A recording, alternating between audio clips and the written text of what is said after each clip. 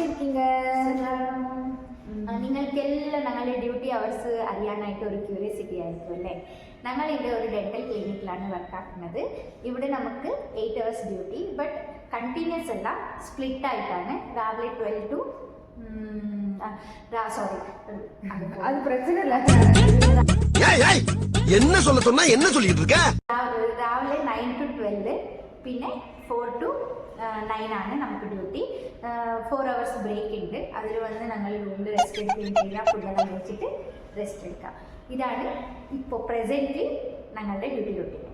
Before நான் ஒரு பாலிகிளினிக்கில் work பண்ணிட்டு இருந்தேன். அங்கே டியூட்டி ஹவர்ஸ் எப்படின்னா 3 ஷிஃப்ட் உண்டு. Morning 7 to 3, evening 3 to 11, plus night duty உண்டு 11 to 7. பிகாஸ் அங்கே இஆர் இருக்குது, ஸோ அந்த மாதிரி உண்டு. വീക്ക്ലി വൺസ് ഓഫ് കിടക്കും. That's it.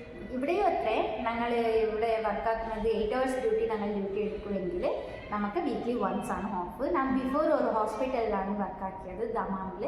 സോ അവിടെ നമുക്ക് എങ്ങനെയാണ് പറഞ്ഞാൽ 12 hours ഡ്യൂട്ടി, രാവിലെ 7 to നൈറ്റ് 7 വരെ, പിന്നെ നൈറ്റും അങ്ങനെ തന്നെ 7 to മോർണിംഗ് 7 വരെ. അങ്ങനെയാണ് 2 ഷിഫ്റ്റേ ഉണ്ടാവും.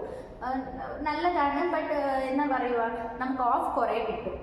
15 days വർക്കാക്കിയാൽ മതി. അതുപോലെ ഉണ്ടാവും. 15 days വർക്ക്, 15 days ഓഫ്. നമുക്ക് നൈറ്റ് ഓഫ് അങ്ങനെയെല്ലാം വന്ന് പോകും.